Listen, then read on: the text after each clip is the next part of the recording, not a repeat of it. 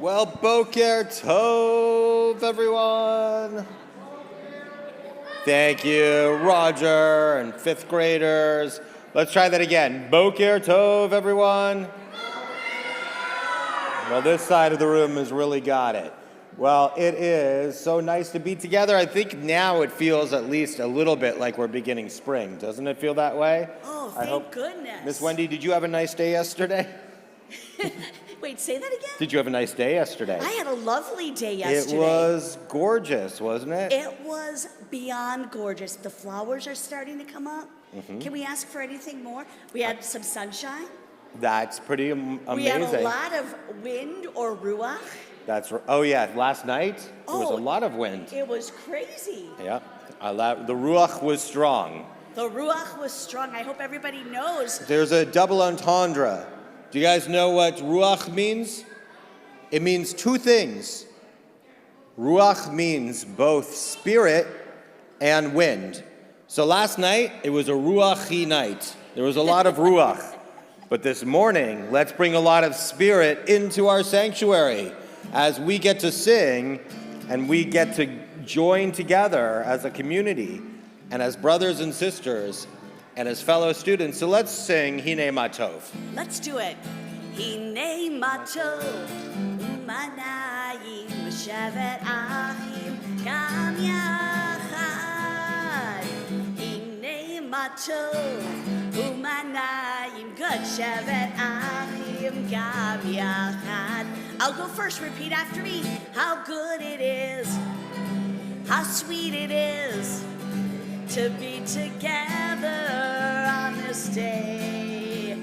How good it is. How good it is. How sweet it is. How sweet it is. To be together on this day. Hine Matov, Umanayim, Shevet Achim, Gam Yachad. Hine Matov, Umanayim, Shevet Achim, Gam Yachad. Okay. So, in the morning, sometimes it's hard to get up, some to stretch our arms, stretch our bodies. Let's do that together. Everybody reach your hands up into the sky. Use your hands to pull yourselves out of your seats as we now are going to join together in our call to worship the Baruch Hu. Am I awake? Am I prepared? Are you listening to my prayer? Can you hear my voice? Can you understand?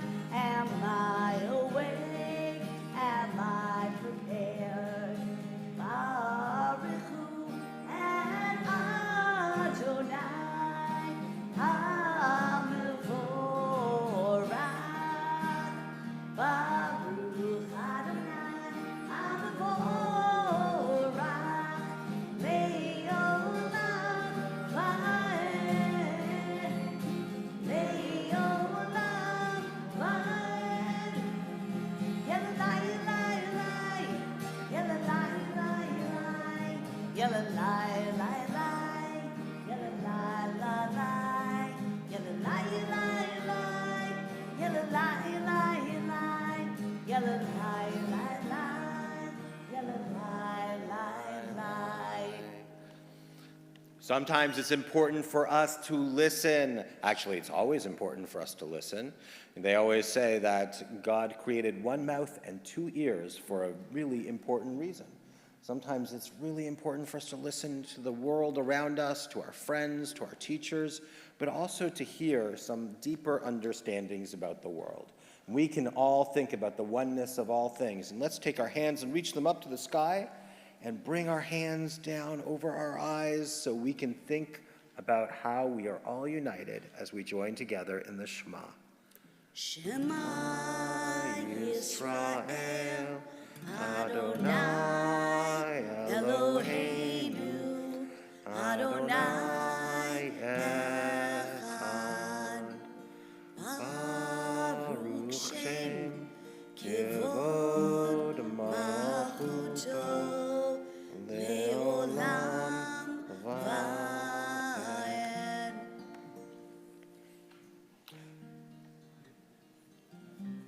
You may be seated.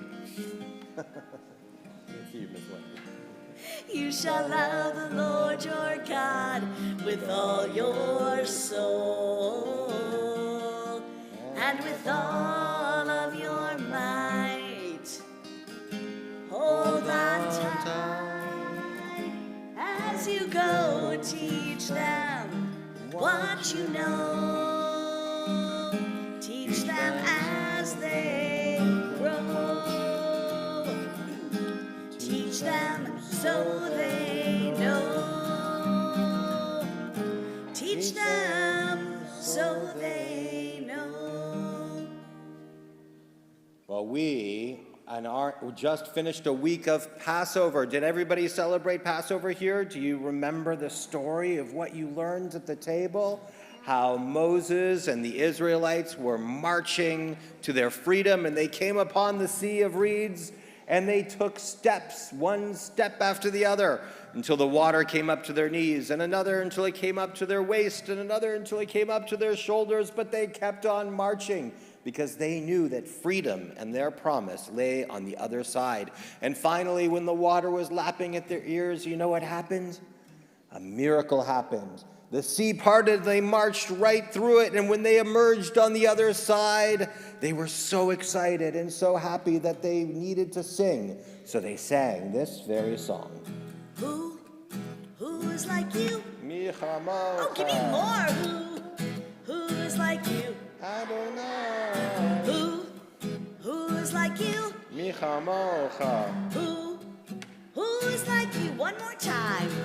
Who is like you? Michamocha. Oh yeah. Who is like you? Adonai. Who is like you? Michamocha. Who is like you? All right, everyone. Now we're going to turn to the tefillah. So once again, I'm going to ask you to rise from your seats as we face east towards Jerusalem and join together in the tefillah. Adonai, Sifratayta, Ufiyad, Adonai, open up my lips that my mouth may declare your praise. Baruch atah Adonai, Eloheinu, Elohei Avotenu, Elohei Abraham, Elohei Yitzchak, Elohei Yaakov, Elohei Sarah, Elohei Rivka, Elohei Rachel, Elohei Leah. Ha'el Hagadol, Hagibor V'Hanora, El Elyon, Gomel Chasadim Tovim, V'koneh Hakol, V'zocher Haselot, V'imahot, U'meviulam, Livnei Banehem, L'man Shemo Yahava, Melech Ozer Moshiach Magid, Baruch atah Adonai, Magid Abraham, Bezrat Sarah. We are now going to pray the words of our own hearts. We're going to pray Tefillat Halev. You have been able to pray your deepest wishes and hopes for the world and for yourselves and for your friends. At that time, I'm going to invite you to take a seat when you are ready.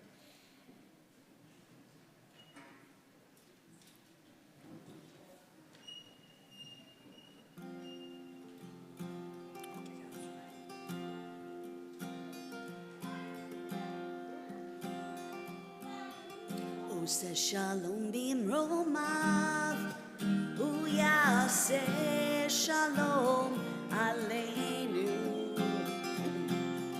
Ose shalom bimromav, hu yaseh shalom aleinu.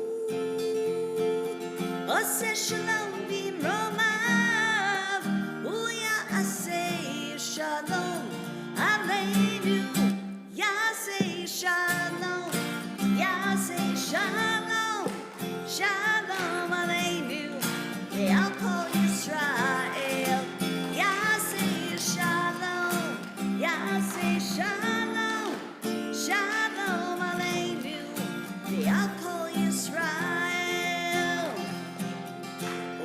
Shalom b'romav, u'ya'aseh shalom aleinu. Ose shalom b'romav, u'ya'aseh shalom aleinu.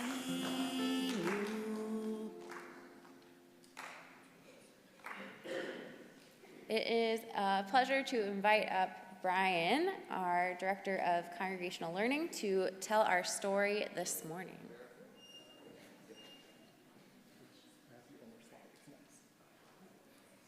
Boker Tov, everyone.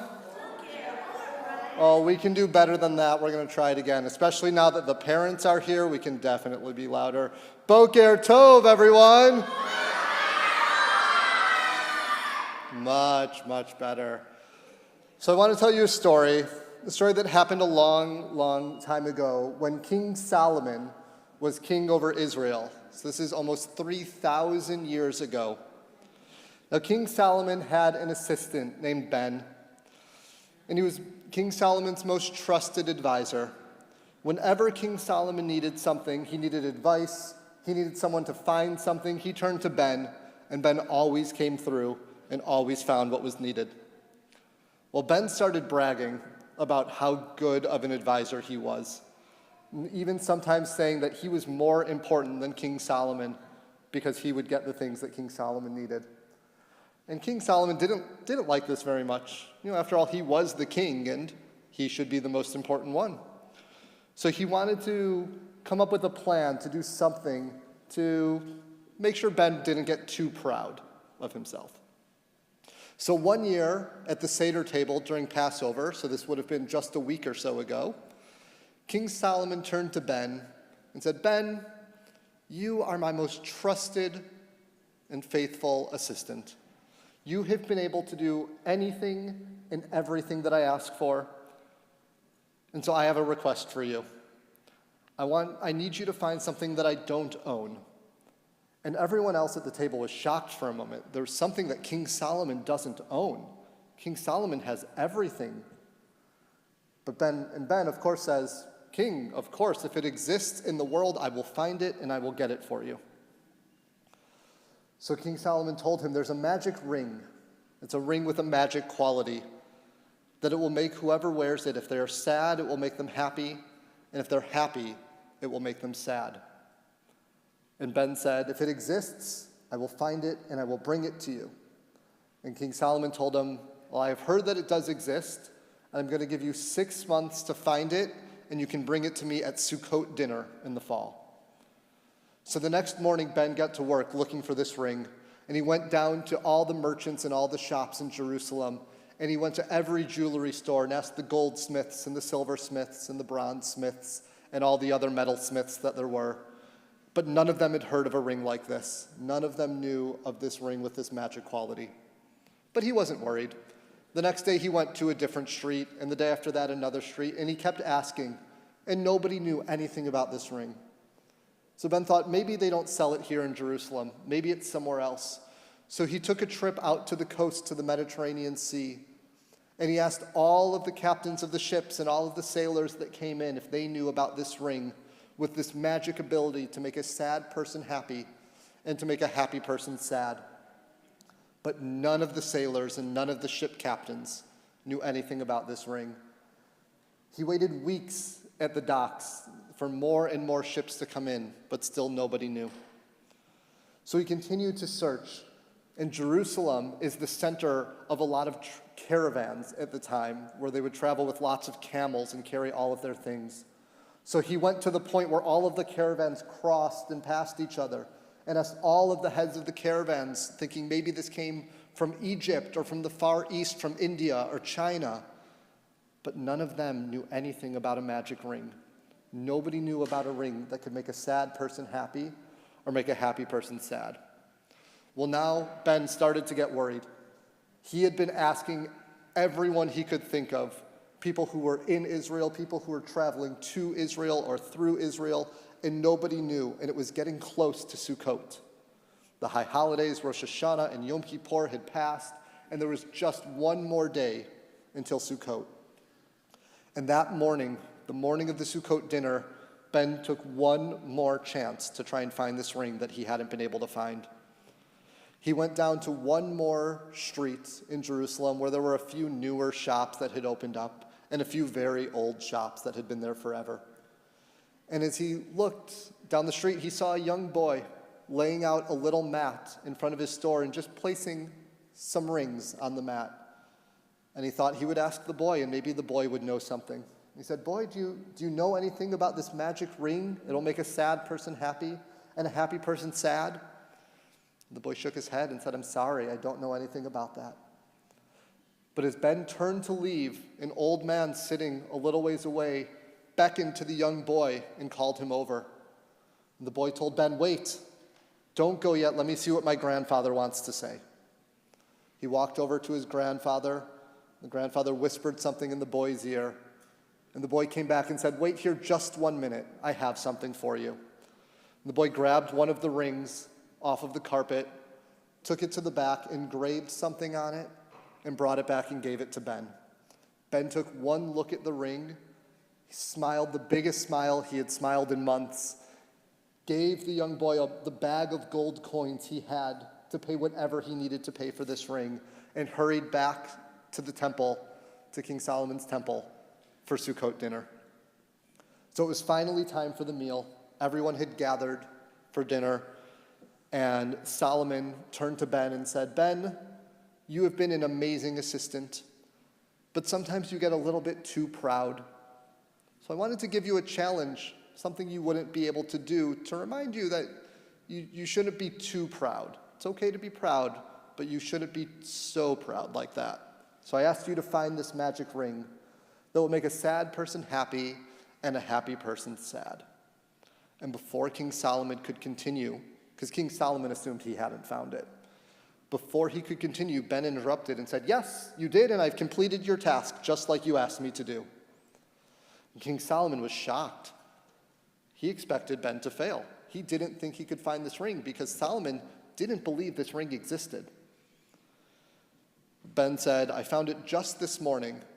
And out of his pocket, he took it and he opened up the little package and he showed the ring to King Solomon. And it was just a small gold ring, and engraved on it were 3 Hebrew letters, Gimel, Zayin, and Yud. And King Solomon was very wise, and he understood what those 3 letters stood for. They understood for the phrase, Gam ze ya'avor, this too shall pass. And immediately King Solomon, who had been so happy, became sad, because King Solomon realized that all of the wealth and all of the riches and all the power he had as king would pass one day, and someone else would come and become the king and have the power and have the wealth. And that whatever great joy and riches he had would one day go away. But King Solomon was also very wise, and he realized that for someone who was so sad, that too would pass, and they would be happy again, and joy would return to their lives. And King Solomon was so thankful and so proud of Ben that he took off his signet ring, his special ring that only the king gets to wear, and he gave it to Ben and replaced it with the gold ring with the 3 Hebrew letters saying, "This too shall pass." And for the rest of King Solomon's days, he ruled with wisdom, always knowing that in times of great joy, that those times of joy would come to an end, and in times of great sorrow and sadness, that those times would also come to an end and things would get better. And so I invite us to remember that whatever big feelings that we may be having, good or bad, especially when they're bad, that those feelings will pass and things will get better. Boker Tov, everyone.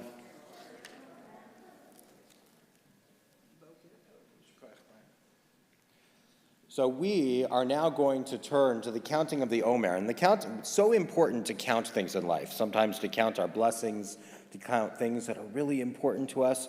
When you count, what are some of the things that I want you to think just for a moment, what are some of the things that you count on that are really, really important? One of the things that I count on is my family, my friends, my community. Those are the important numbers that I count, along with counting our blessings.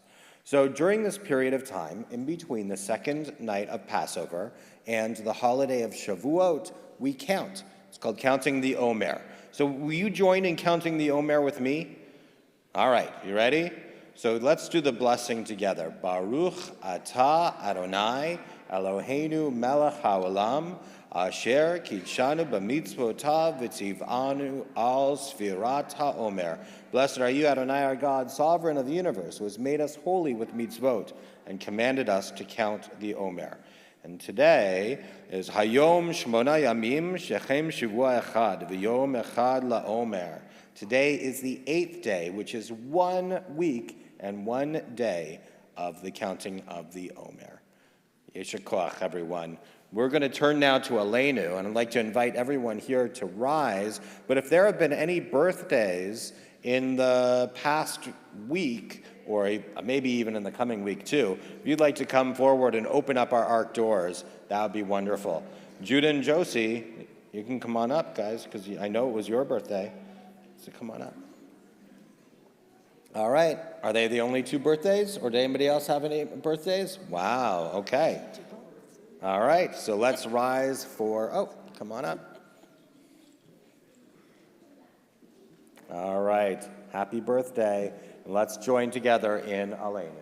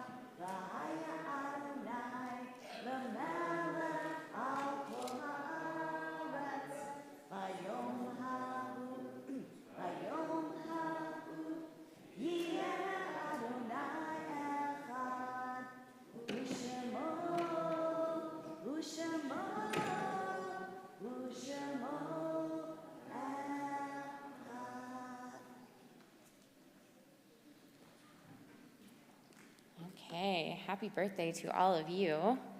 And we turn our thoughts now to those who are no longer with us. And though their physical presence is not with us any longer, we still feel them in our hearts and in our minds, and they guide us each and every day. And at this time, our Congregation Shalom community is commemorating the lives during the period of Shiva of Harriet Dizak, Adeline Domnitz, Jordan Fishman, Cecilia Rinsky, and John Vale, and during the period of Shloshim, Rosalie Baumberger, Linda Fine, Howie Hirsch, and Lorraine Mitz. We'll turn to these words, the sacred words of Kaddish Yatom, the mourner's Kaddish. Yit Gadal v'yit Kadash Shmei Rabbah, Be'alma Divra Chirute v'yamlich Malchute, B'chayachon uvyomachon uvchaye dechol beit Yisrael, ba'agala uvizman kariv v'imru amen. Yehe shmei rabba mevorach le'olam u'almei almaya, yitbarach v'yishtabach v'yitpa'ar v'yitromam v'yitnaseh, v'yithadar v'yitale v'yithalal shmei dekudesha barichu. Le'ela minkol birchata v'shirata, tushbechata v'nechemata, damiran be'alma v'imru amen. Yehe shlama rabba min shemaya, v'chayim aleinu ve'al kol Yisrael v'imru amen. Osei shalom b'mromav, hu ya'aseh shalom aleinu ve'al kol Yisrael v'imru amen. Zichronam livracha, may their memories be for a blessing, and together we say, Amen. And there are some announcements, so we'll please be seated. We'll hear some announcements, and then we'll turn to our closing song. All right, let's try one more time. Boker Tov, everyone. Oh, it's so good. I love that. All right. There's a lot of things coming up. Even though we're getting really close to the end of our year, we want to make sure we're doing a lot of fun things as our year ends. So on Friday, May 6th, that's a week from Friday, is our last family Shabbat service of the year. Our youth choir will be singing, and we're going to be celebrating our teachers. That'll be our Teacher Appreciation Shabbat. And we'll also be having our Siyum HaSefer for our third grade students in Hebrew who are finishing their first year of studying Hebrew. Our third graders will get their very own Siddur with their name in it. And if there are any grown-ups of third graders in here, there's a place where you can write a special note inside that Siddur. If you'd like to do that now or next week, you can meet Mandy up in the office to add your little note for your third grader in their Siddur. Third grade will also be doing a dinner beforehand, so check your email for information just for third grade families for dinner. And after services, I told you there was a lot. After services, we're going to have a special Oneg program. With First Stage. First Stage is going to come and play some games with us and do some fun activities. So make sure you sign up for Oneg so we know to expect you, and it'll be a great time. Youth choir is meeting after school today in the sanctuary, 11:30 to 11:50. You might have noticed there's a lot going on in Chlorfeld Hall. This afternoon at 2 p.m., there's a program called Mimuna. Mimuna is an end of Passover celebration that is traditional among Middle Eastern Jews, and we are having that program today, and it's also an interfaith program, and I'm sure there's more in your emails that I am not remembering about the program in this moment, but we'd love to have you join. There'll be music, there'll be food. It's a great, great program. That also means we're not using Chlorfeld Hall at all today. So Hebrew Through Movement will be in the chapel. So please go to the chapel. Everyone else, please make sure you are not going in Chlorfeld Hall for any reason today. Our younger grades are being picked up in Pivar Foyer. So instead of going to Chlorfeld Hall, you're going to meet right out here in the foyer. It'll be a little cramped, but that's where you'll meet your grown-ups at pickup today if you are in second grade or younger. Last few things. May 8th, there is no school. May 15th, we're having our pancake breakfast rescheduled from January. So come with an appetite on May 15th. And May 22nd is our last day of school, and we'll gather all together with our families for some family fun and learning throughout the morning on May 22nd. So it's a lot coming up. See your emails from me on Wednesdays if you don't remember everything I just said, because it was a lot. And Wendy, is there a song we can sing as we're walking out and headed back to our classes? Yes, from your story, Brian, there are good times, there are bad, but as long as we're being the best person that we can be, it's all that matters. I always try to be the kind of a person that I want to meet. Did I mention I want to be? You don't even need me. Did I mention? Oh, thank you, everybody. Have a great morning, Boker Tov.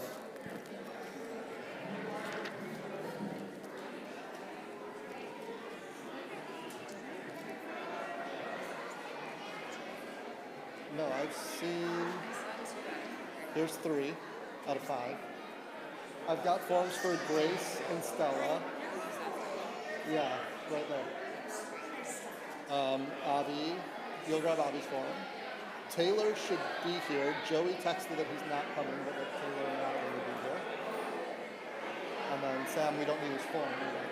He wouldn't be here. Wait, so you're doing confirmation? Yes. I'll do the tourist of the first tourist. Okay, got